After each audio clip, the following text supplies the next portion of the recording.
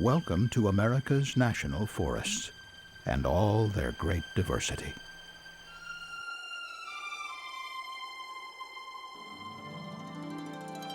I love the glacial history of the Tongass National Forest and the landscape that's come out of that. It is an island archipelago made up of about 1,000 or more islands.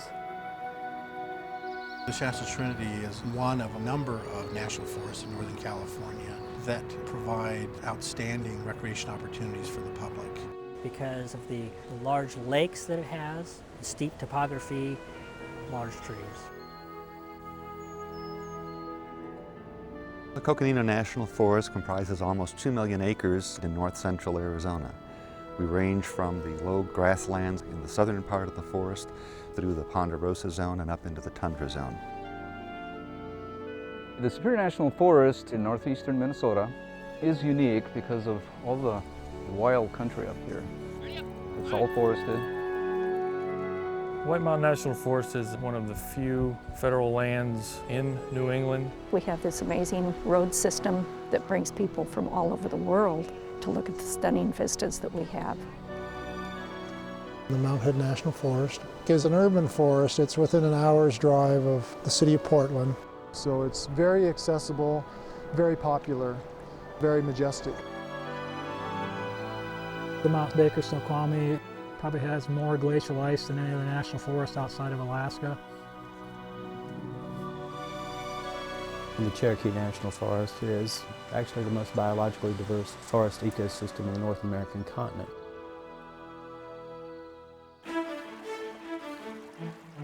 These are just samples of the national forests and national grasslands in this country that make up our national forest system. They cover 193 million acres. They belong to each of us. And because of that, we expect and deserve the opportunity to visit them, to enjoy them. That means access, and access often requires roads.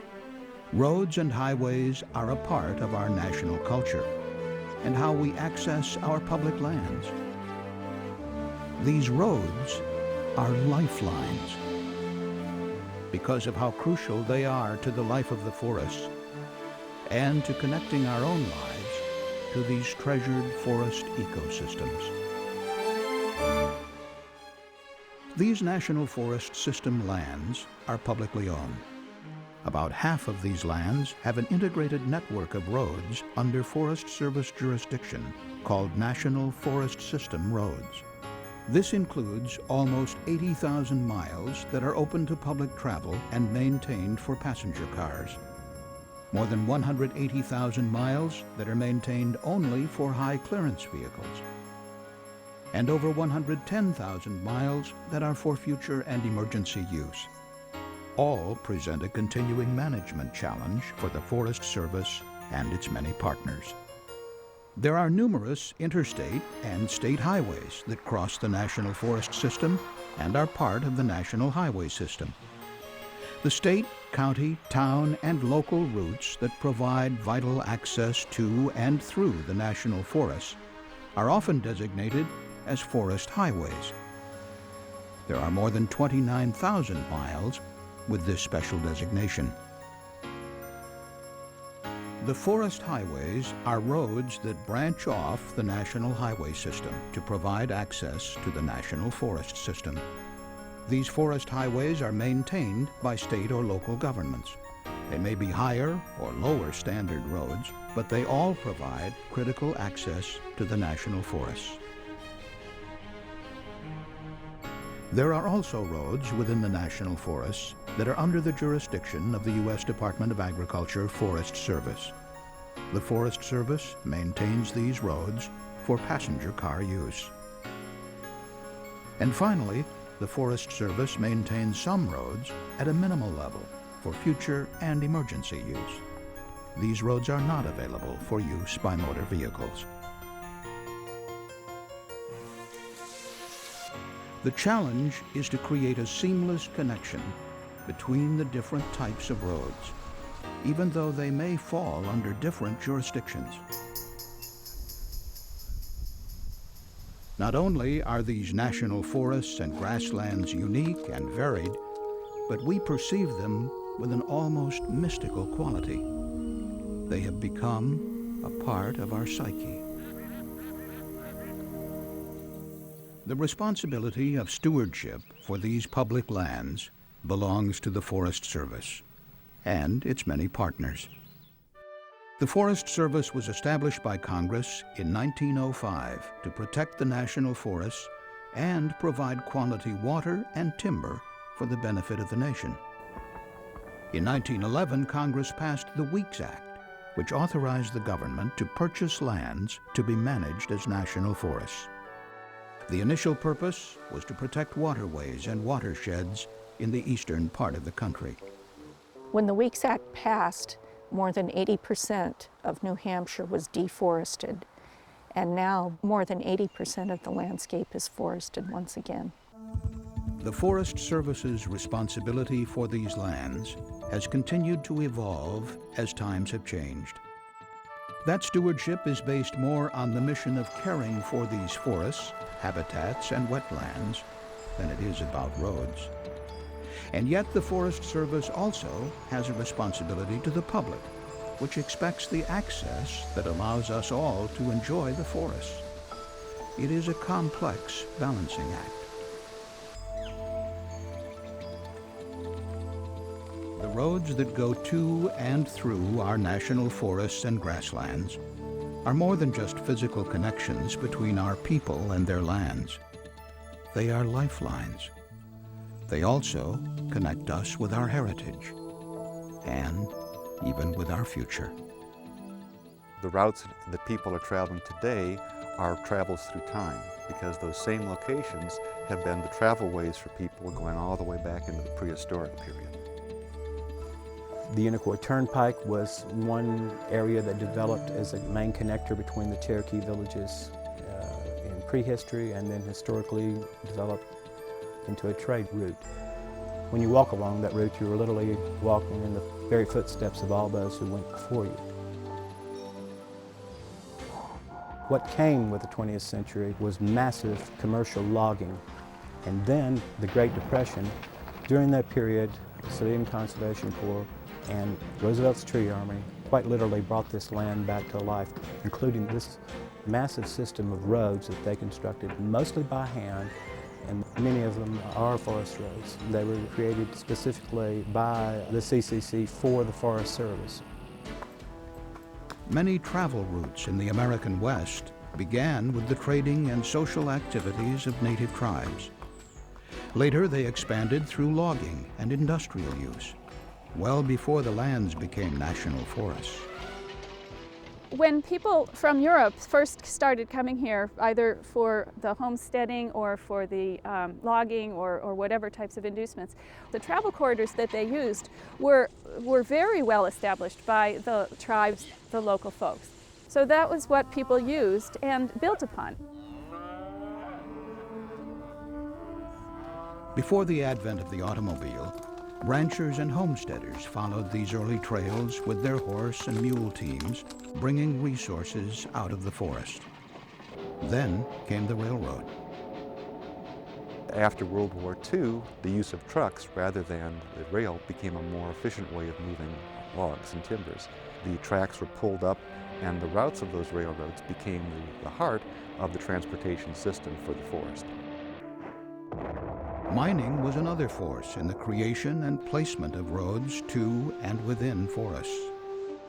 Anytime you had a mining activity, that of course became a big surge of people, and that helped build roads in places that you probably wouldn't have ever had roads. So over time, those early routes eventually became looked at for routes into the forest. The historical diversity and evolution of forest roads continues today. Just as some trails have become major roads, some roads have returned to being trails. The kinds of roads you'll experience on the Mount Hood National Forest range from 4-lane state highways to 2-lane county roads, asphalt blacktop roads. They're single lane with pullouts down to gravel roads, down to actually the historic primitive Barlow Road, which is the overland route of the Oregon Trail. From wagon routes to interstate highways, the variety of surfaces and road types is great. This offers a diversity of experiences, many of which are unique to individual regions. Many roads within a forest are not open to motorized vehicles. These roads are maintained at a minimal level to allow emergency access, environmental protection, and other management activities. Roads are very important for initial attack time on fires, and it really saves an awful lot of burned acreage if you can get to it quickly with the proper equipment. And roads are extremely necessary for timber management as well as all the other activities that go on in the national forest, range management, and then for maintaining the forest health. While not open to vehicles, these roads are often enjoyed by hikers, equestrians, and bikers. Cooperation is crucial when it comes to managing varied and complex forest road systems. A key player in these partnerships is often the Federal Highway Administration. The working relationship between the Forest Service and the Federal Highway Administration goes way back to 1905 in the construction of forest roads and forest highways, which occurred around about 1916. Both the Forest Service and the Federal Highway Administration were originally under the Department of Agriculture. The Federal Highway Administration's Federal Lands Highway Office cooperates with all federal land management agencies that own and operate public roads, including the Forest Service. The Federal Lands Highway Program provides funding from the Highway Trust Fund for the planning, design, and construction of transportation improvements on roads and bridges that provide access to federal and tribal lands. Federal Lands Highway is often asked to be the lead agency for design and construction in multi-agency projects involving federal lands. The Forest Highway Program requires a unique relationship between Federal Lands Highway, the Forest Service, and state departments of transportation to plan, design, and construct forest highways in 41 states and Puerto Rico. As time has gone by, working through the tri-agencies being the Federal Highway Administration, the Forest Service, and the Alaska Department of Transportation in a partnership, have been able to work very closely with the communities, with the Prince of Wales Advisory Council, to prioritize which roads and which communities need to be linked up with better roads. The Rocky Gorge Highway Reconstruction Project on the Kankomongoose Highway was unique in that we're actually moving a portion of the Kankomongoose Highway. We worked very closely with the New Hampshire Department of Transportation, Federal Highway Administration for funding, and we were able to work through the environmental issues involved to move this section of the highway, and it's going to make it a great spot for folks to come and visit.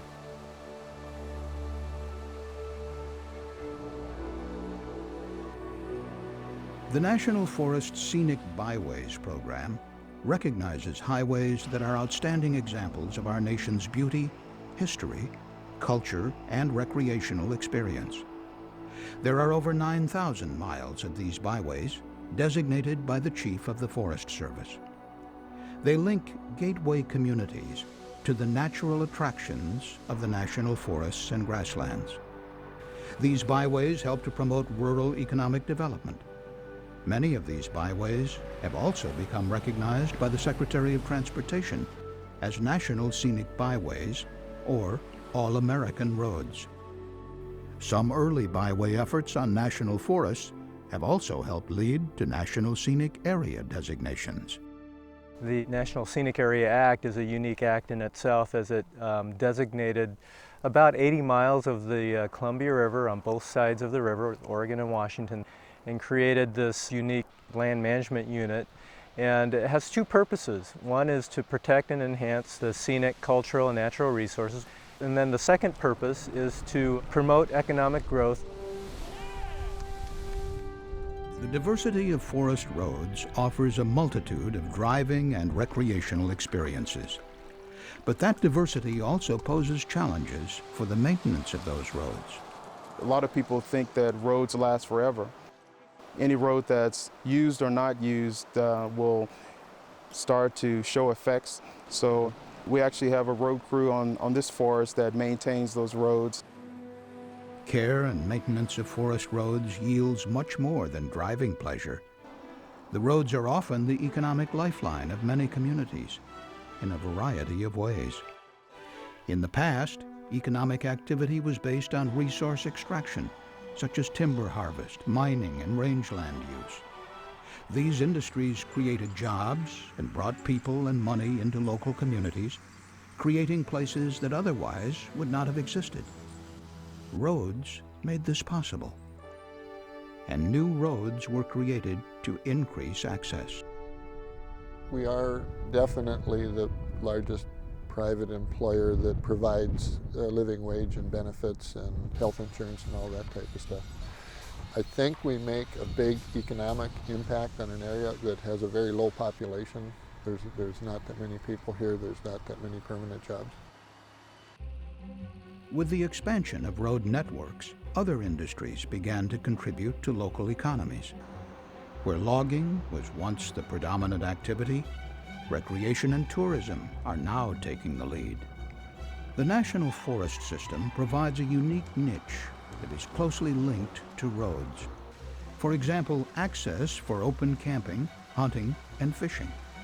The more than 180,000 miles of National Forest System roads that are maintained for only high-clearance vehicles represent one of the nation's greatest resources for adventure travel, mountain biking, and access to motorized backcountry recreation on designated routes.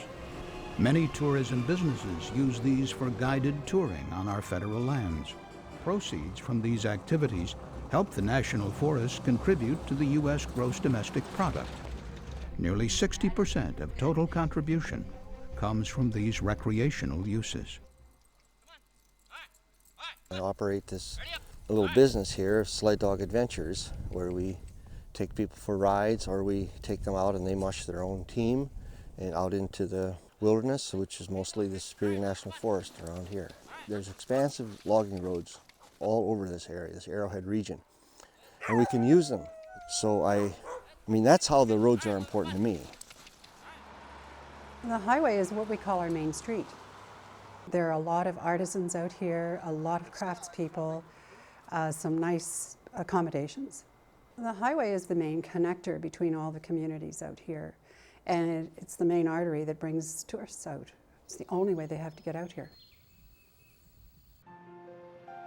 The Cherahalla Skyway was built to surmount a mountain range, to connect two states, and to bring in tourists. We envision economic development for both sides of the mountain, the two communities such as Robbinsville, North Carolina, and Tellico Plain. And we envisioned a connection between the two communities. We're at the beginning of a wonderful explosion for the economy here, a tourist explosion, and we're grateful for that. It's going to improve the lifestyle of our neighbors. There'll be more employment. It's been said that the tourism dollar turns over 13 times before it leaves the county. A lot of people come out here to see these beautiful red rocks, these cliff dwellings, rock art, and to come out to beautiful Arizona to the red rocks and the blue sky and the sunshine. These drove very slowly. Our outfitter guide community helps us in many ways through interpretation to the visiting public. They help us maintain trails, maintain roads. They provide approximately $20 million a year in gross income to the Sedona area. Well, tourism in New Hampshire is our #1 industry.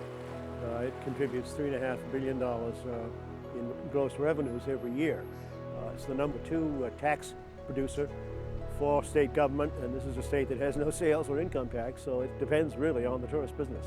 There are about 8 million people that visit the White Mountains during the course of the year. We have people coming for backcountry experiences. We have people coming to drive the highways for front country experiences. We have beautiful fall foliage and rushing streams. There's a little bit of everything for everybody. I think the glorious and unexpected thing about this hotel is to come around the corner and be surrounded by all this glorious national forest. It is absolutely vital that we have the interstate system to get people very close to us, and then the secondary roads with the scenic byways through here so that they can have easy access without any problem traveling to see what is glorious. Forest roads are not only important to the economy by improving access, they are equally vital, even taken for granted, as conduits that allow local residents and business people to go about their daily business. The Kancamagus Highway is a heavily used scenic byway, but it's also unique because it handles a lot of commuter traffic as well. Within southeast Alaska's Tongass National Forest are many communities that would be completely isolated if not for the lifeline of the forest roads. There is very little private or state land for roads to be built on this island archipelago. The Tongass is the landscape that binds these small communities together. There aren't any roads that connect the islands together, but each island has various amounts of road on it. So we rely upon a system of ferry boats linked to the roads, so you end up with an intermodal transportation system. The roads are what people move product and goods to and from, and not only recreate but rely on for going to the doctor visits and dentists and everything. So without the roads that we now have connecting those communities, they would still be isolated and rely totally on water or air for getting in and out of where they're at. The importance of forest roads to so many people, businesses, communities is great. Increasingly, businesses and government agencies are finding ways to cooperate in sharing the use, restoration, and upkeep of these roads. Roads on the White Mountain National Forest are maintained by several jurisdictions. We of course have the state, which is responsible for roads like the Kancamagus Highway. We also have Forest Service roads, of which the forest still has a road maintenance crew. And then we also have town roads that the towns and local communities take care of. One thing that's unique about Minnesota is that on individual projects, federal highway funds are used for 80% of the funding, and then the county or the state then pick up the local match. So there's certainly our partners, the county and the state, have a vested interest. Local, regional, and federal cooperative planning is critical for safety reasons as well. For example, fire management. Fire doesn't recognize who owns the land. It'll burn across private land as well as public lands. And so therefore, to have better fire access, roads are a necessary part of that agreement between local parties and the federal lands. The partnerships that enhance these roads and their usage are not limited to government agencies. Commercial users are often responsible for caretaking through direct maintenance or financial contributions.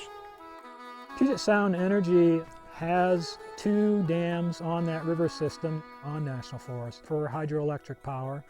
So Puget works with us in terms of road access. They work with us on doing enhancements associated with that project. The ski area and the Forest Service have had a relationship here for a number of years, and we work very closely with each other year in and year out. There's a lot of recreation that happens off this road. So it is a vital artery here to the ski area, and we need to make sure that we maintain it and we keep it open for everybody to utilize. Pink Jeep Tours provides guided tours on Forest Service lands. We foster that relationship by stewardship, road work, and helping the forest as much as we can to make sure that not only that we can continue to provide our tours, but also to make sure the landscape is not changed from our use.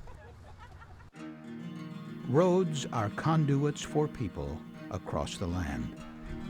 Building and maintaining roads, while ensuring that they lie lightly on the land, is a complicated balancing act between transportation effectiveness, human safety, and environmental care. This balancing act is commonly referred to as context sensitivity. The Forest Service is uniquely situated in terms of having engineers, fishery biologists, wildlife biologists, and hydrologists working together to be able to design road features that will actually meet the needs of maintaining the road system infrastructure and also minimizing the impacts to the aquatic systems. So oftentimes one of the first things we'll do is evaluate what the problem is and what resource that we're trying to protect, and then design ways to make that happen. National forests have always been significant watersheds. Most of America's fresh water supply flows from national forest lands. These are huge sponges for the North American continent, absorbing the water and providing a steady water source for the American population. One of the biggest jobs of the Forest Service is to help provide clean water so water can come out of the mountains and come down and flow out to the sea. The Bull Run watershed, that's a key watershed for the city of Portland. It's probably one of the last unfiltered water sources that you'll find for a major city. And we've worked with the city of Portland, taking care of and preserving the resource that's there. The health of these watersheds is critical, not only to the health of forests, but to the health of those living downstream. Fish and other aquatic life need to move within streams. Because roads and culverts can impede that passage, accommodations are a key part of the process. Some of that work involves taking roads out, closing roads, and putting in fish passage structures, which could be bridges or open bottom culverts, that type of thing. So we're working on, in the next 10 years, to try to get most of our road system where they're fish friendly.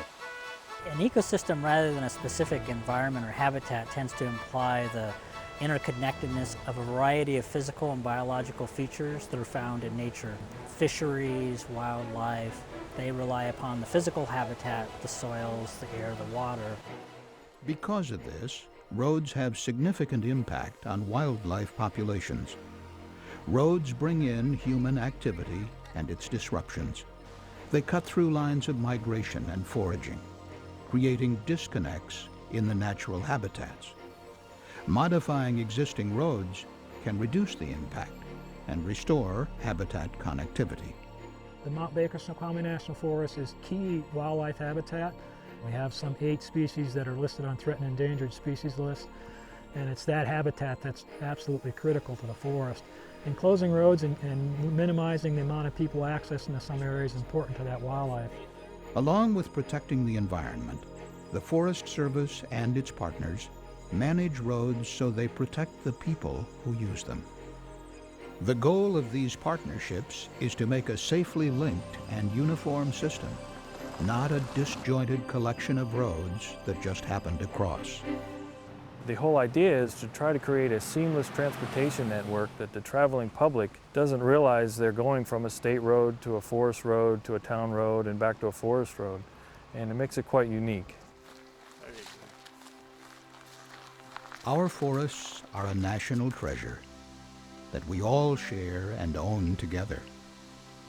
Accessing them is a part of our heritage, our culture, our economy. Maintaining that access involves constantly changing demands and challenges. For the USDA Forest Service and its partners, it is a stewardship to be taken seriously.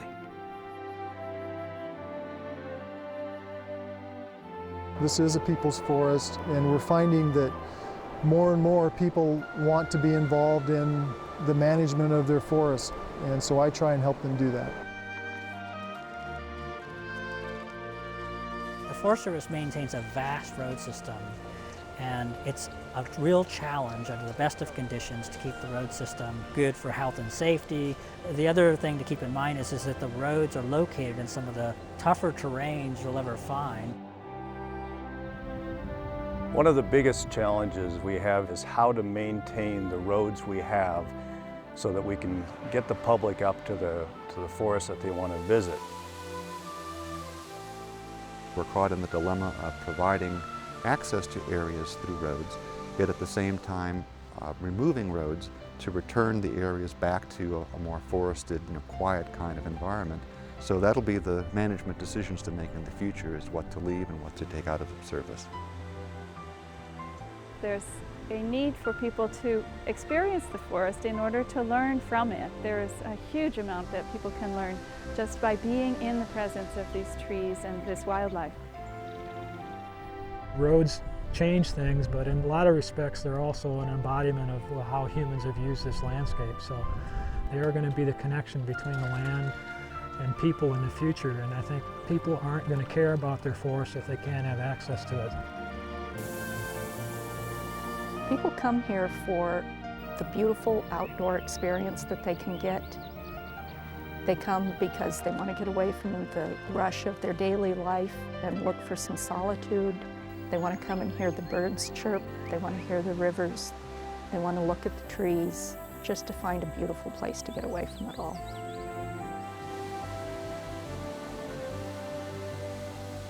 It is something that many people in the world don't have. They wish for places like this.